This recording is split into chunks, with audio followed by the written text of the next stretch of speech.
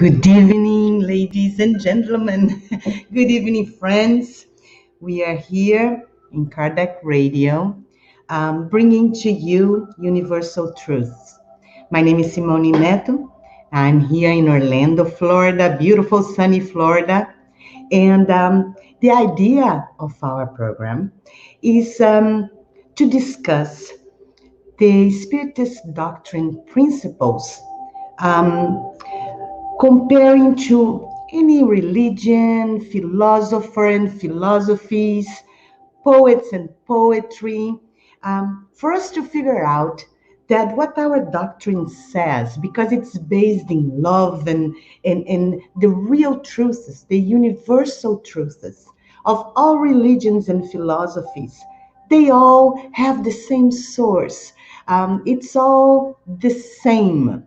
So basically, our idea is to prove to ourselves and to prove to you that we have so much more in common. There is so much more that unites us than divides us. And in a world where right now we see so many division, so much I'm right, you are wrong, it's very important for us to start reminding ourselves that the real truth, the real beauty, the real good, um, all the great universal truths that every religion and philosophy that have God and love in their hearts, they're all the same. There are many different doors, but when we open them up, it all guides us and takes us to the same beautiful light. For me, obviously, the Spiritist doctrine is this door. That's the path in this incarnation I chose for me because it does go exactly to what I believe in, to what resonates in my heart. And today we are going to talk about good and evil, a philosophical question that uh, has come to the humankind mind forever, right? We've been thinking about good and evil for all eternity, as long as we can be conscious of the ideas of what we are doing here and why do we need to conduct ourselves. Is there good? Is there evil? And Spiritist doctrine gives us a very easy answer. But before that, I want to start almost like a prayer with a message from this little book, Happy Life. Um, this is written by Divaldo Pereira Franco, by Joana de Angelis, the Spirit, and it has beautiful messages that helps us to connect, helps us to find our way, to open that door and step forward with conviction, with faith, and makes us better. So this message is almost like a prayer. Um, so if you prefer to close your eyes, that's fine. But try to absorb all the words and the wisdom that's contained in this passage. It says like that. Joanna says, there is a sun shining within you. It is the presence of Christ in your heart. Do not let the clouds of a bad mood, rebelliousness, or dissatisfaction obscure its brightness. The light that comes from outside shines, but it casts a shadow when confronted with an obstacle of any kind. Your inner sun never provokes darkness because it illuminates from inside to outside in abundant jets. With love as its fuel, your light will become more and more powerful, shining, blessed in all directions. So let your light shine everywhere. Amen to that. That's our effort, right? To conduct ourselves with the best part of us, to align ourselves with God's light. So let's go back to the question of the program today. What is good and evil? Does evil exist? What does Spiritism say? Let's see. Let's see. We go to the Spirit's book, question 630. How can we distinguish between good and bad? Good question, right? If there is a difference, how can we distinguish? How do we know? Do we know? Good is anything that conforms to the law of God. Bad is anything that departs from it. To do right is to conform to the law of God. To do wrong is to break it. So, very simply, what the spirits are saying, the message is when we align ourselves with the laws of God, then we are doing good. When we depart from it, then we are sinning. We are mistaking. We are erring. We are making mistakes, right? And in question 629, he does then an obvious question. How would you define then the moral law? What are these divine laws? What is this God's law that if I depart from it, I am in darkness? And if I am aligned with it, I am good. So what is this? What do I need to follow? How do I get to it? And the answer is very bright. Obviously, the moral law is the rule for proper action. That is to say, for distinguishing practically between the good and the bad. It is founded on the observance of the law of God.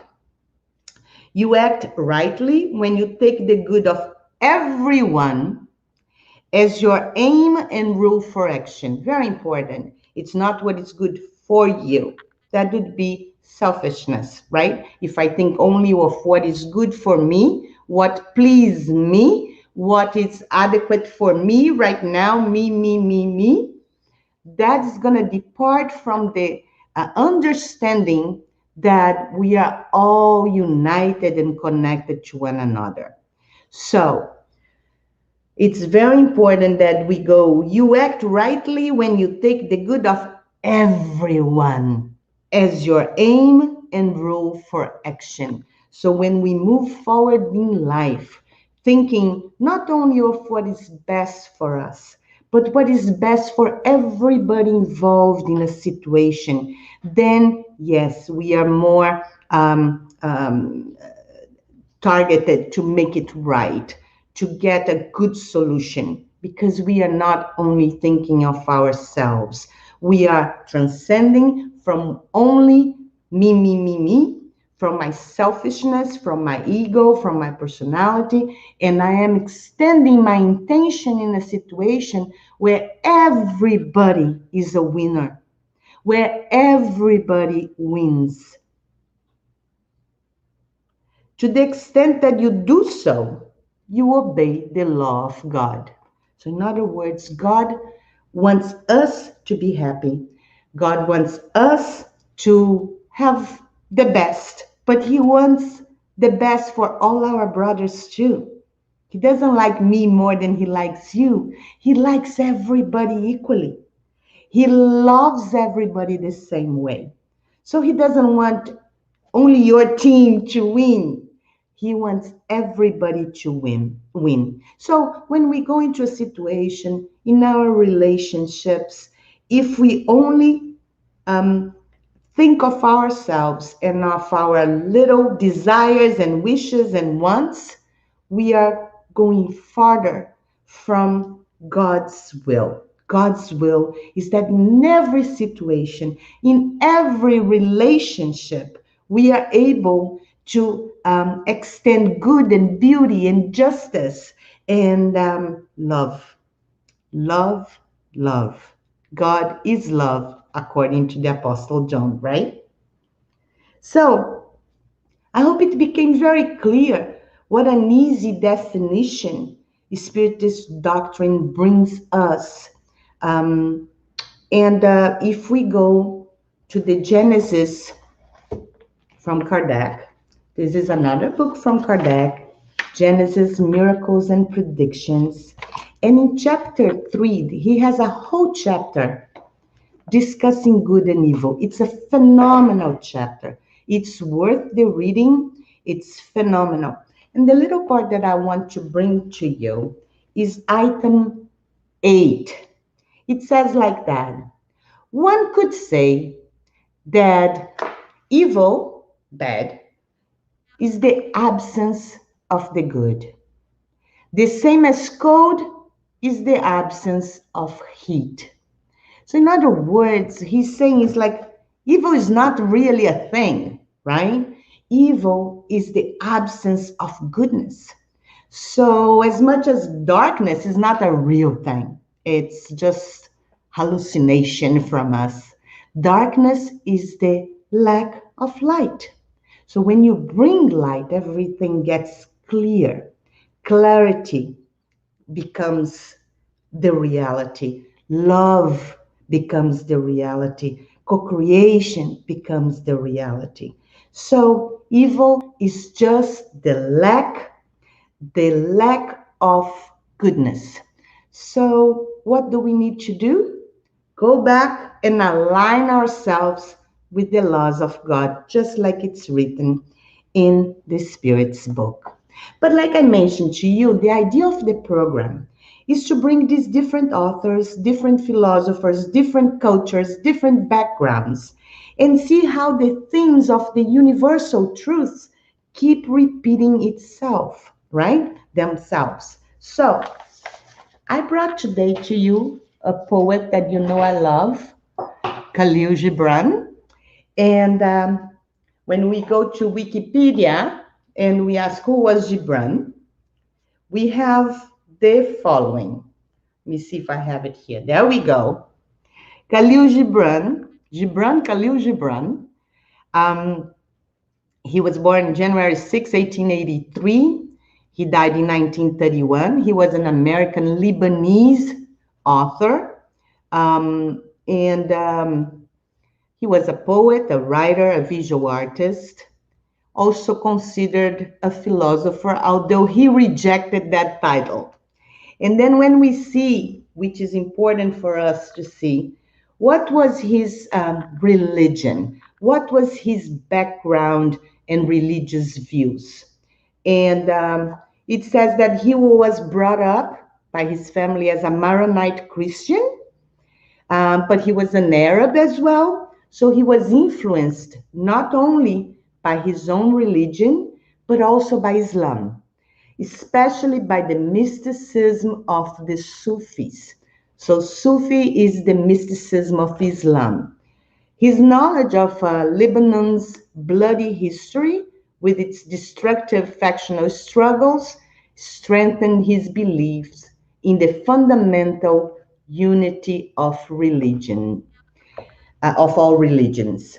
So here is an author that wrote The Prophet, a beautiful book I recommend highly for anybody that likes philosophy and likes to dive into this kind of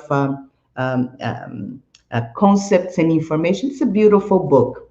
And basically, there is this prophet, and he goes to the city, and people start asking questions for him to talk about it.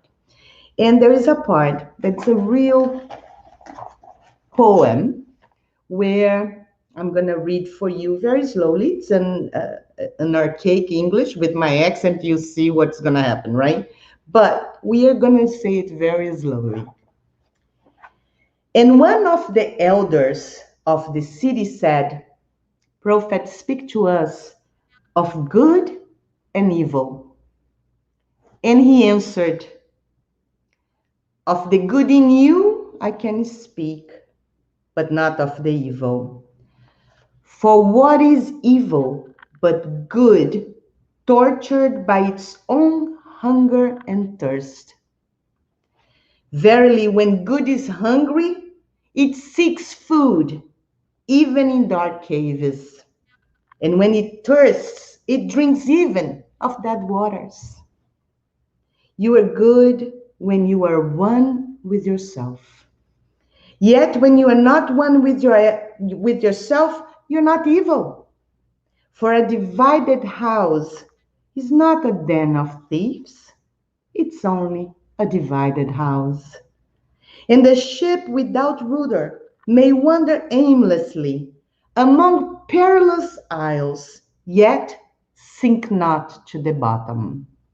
So, right there, we have a couple of good comparisons that we can do.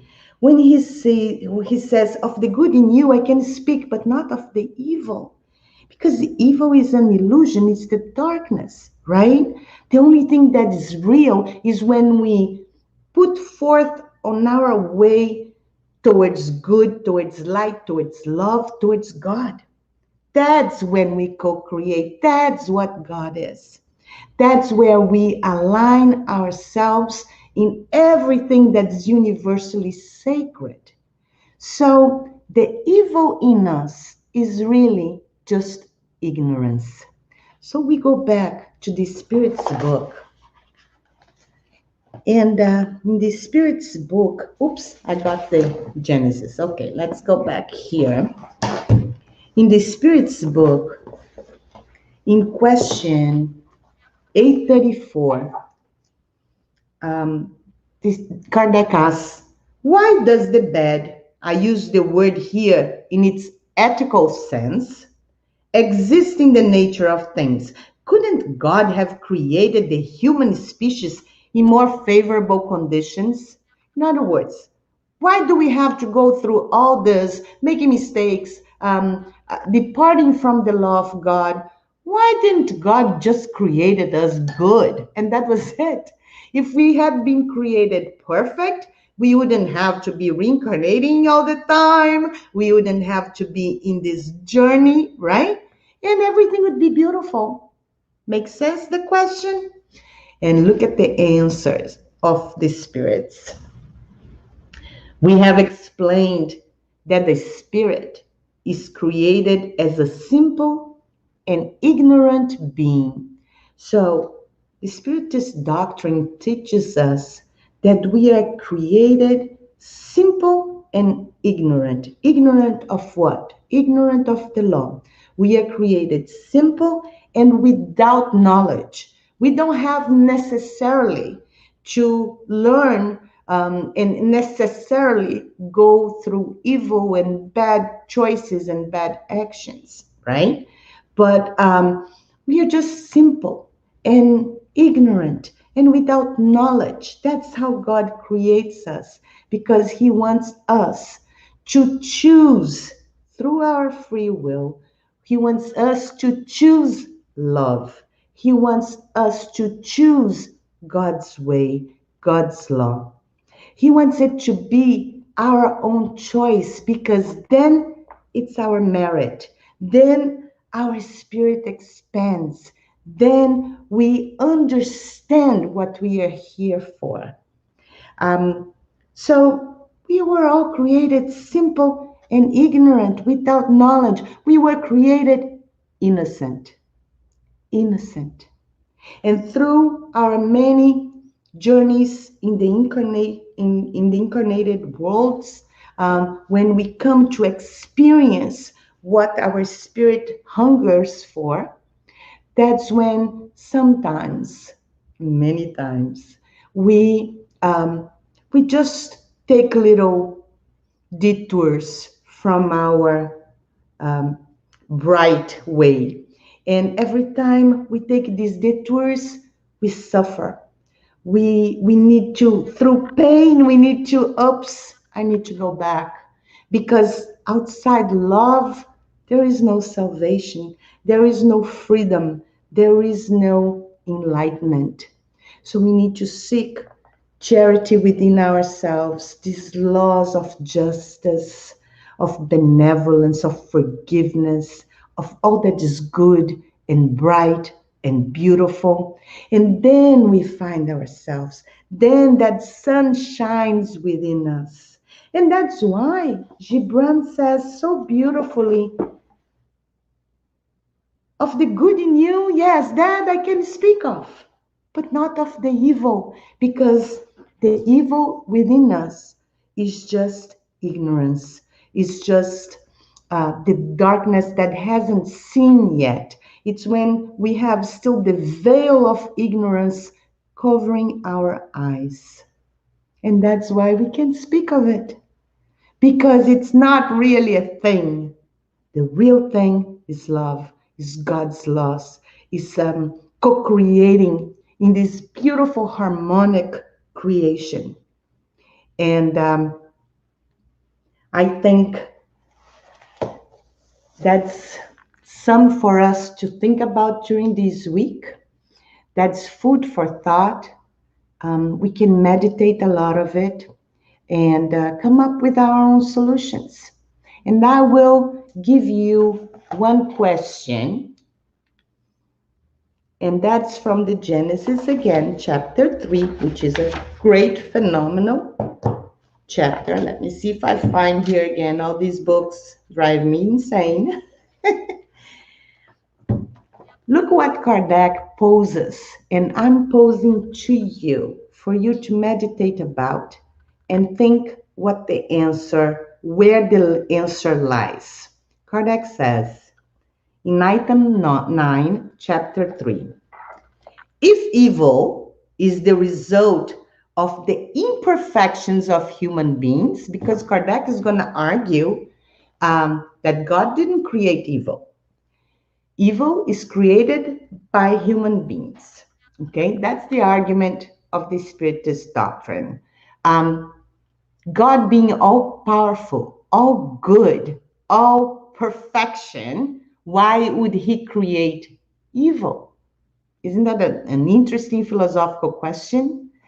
And that's what it's addressed in item 9 of chapter 3. So there we go. If evil is the result of the imperfections of human beings, and human beings were created by God, therefore, then one might say that if God did not create evil, God created the cause of evil. At least that, right? If God had made humans perfect, evil would not exist. What do you say? What do you think? I'm not going to answer to you nor read to you. I will invite you to read the whole chapter of Good and Evil. It's so brilliantly written. It's so enlightening. Kardec is going to talk about all the origins of good and evil in the history of humankind. And he's going to make the argument that evil was not created by God. And if you want the answer for this last question, I have to invite you to go to the book. Yeah, meditate, think about it. Makes a lot of sense. Spiritist doctrine, it's different. It brings these different approaches, different looks, and it's so enlightening. So I invite you to look for the answer. I'm already giving to you where it is, so it's easy, okay? Item 9, chapter 3 of the Genesis book from Kardec, Miracles and Predictions, okay? All right, so that was our little talk about good and evil for today. Next week, we'll come up with something else. And to end, I would like to go back to Joanna de Angelis and read a little text, just almost like a prayer.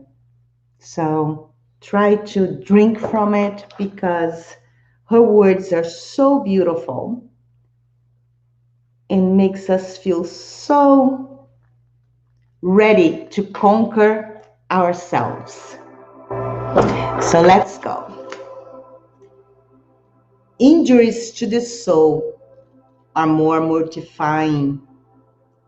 Outer wounds heal easily, while those that swarm within us take longer. Bathe in the waters of confidence in God, of patience, of humility, of forgiveness, and of love.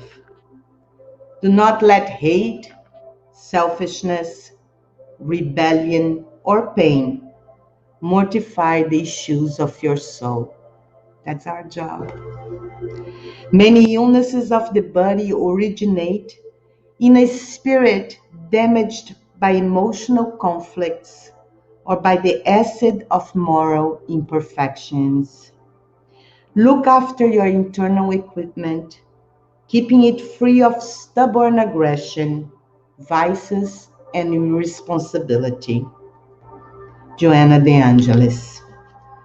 So it's not where we are evil, it's where we are wounded. And our job here in this lifetime and in the many lifetimes to come is to heal ourselves. And while we heal ourselves, we heal our brothers and sisters. Together we can do this. Together we can heal the world and we can heal ourselves. See you next Wednesday. Have a great evening.